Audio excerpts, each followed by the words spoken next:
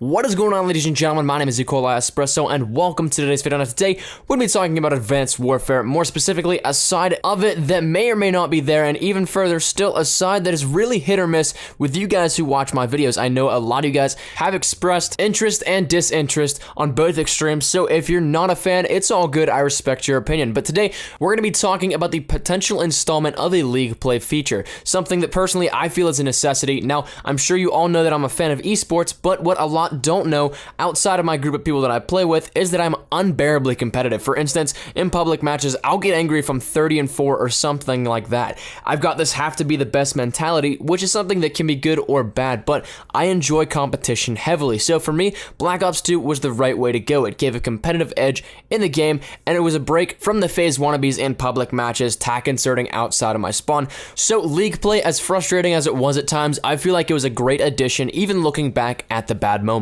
So does it need to be there? Personally, I think it does. Even for people who don't care about competitive at all, it wouldn't affect you if it's a separate subsection of multiplayer. Unlike Ghost, where it's just a playlist, it'd be a whole new thing. Esports is a booming sector of gaming, especially in Call of Duty, as of the past 2 years. I mean, a year ago, how many of you seriously would have imagined that Call of Duty would be featured at the X Games? Black Ops 2 is monumental for competitive, and what did it do right? There's so much. So firstly, League Play and the ranking system.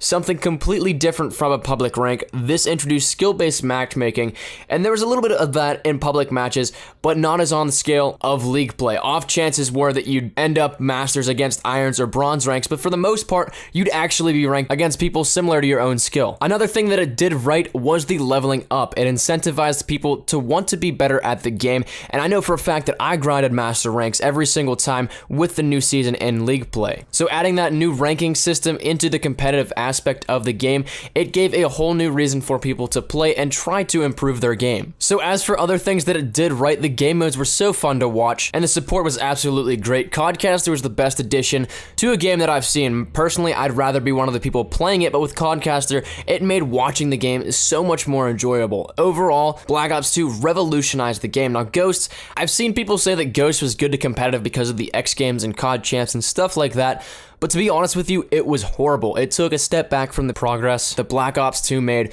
and for the first 3 months of the game, Broadcaster mode wasn't near ready for events and to be a viable option to make the game enjoyable to watch. And not to mention that even in the first month or so of the game, Search and Destroy wasn't a thing. They had to add that game mode back in because so many people were upset about it. I will give Infinity Ward, though, some props for picking up the slack finally over time, but for the most part, Infinity Ward doesn't really care about competitive at all. A lot of pro players have spoken out against this, saying that they really don't care, that this is the worst title for competitive Call of Duty, especially after Black Ops 2 and what it did.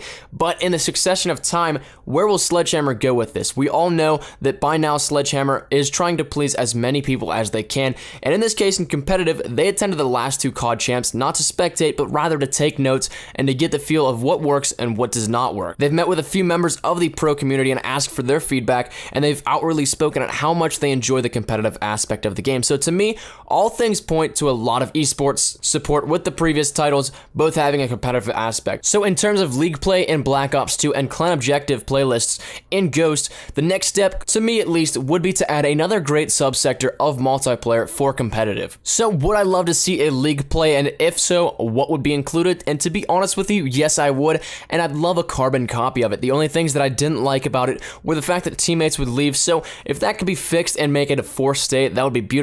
And the other thing being DDoSing, which can't be averted by the developers, so I can't ask for much there, but Black Ops 2 did it absolutely perfect in my mind, and I'd die to see it back. So that's all for today's video, guys. Let me know what you guys think down in the comment section down below. Are you guys a fan of esports, and if so, do you want to see a League Play variant come back in Advanced Warfare? If you did like the video, please leave a like rating down below. Any shares to your Facebook, Twitter, and or MySpace if you're OG like that, or it's greatly appreciated. If you're new here, be sure to subscribe for the best of Call of Duty Advanced Warfare content and any news information. You guys know exactly where to find it right here up on my channel. So thank you guys once again so much for watching. My name's Espresso. As always, if you guys are having a great day, I shall see you guys tomorrow. Take care and peace.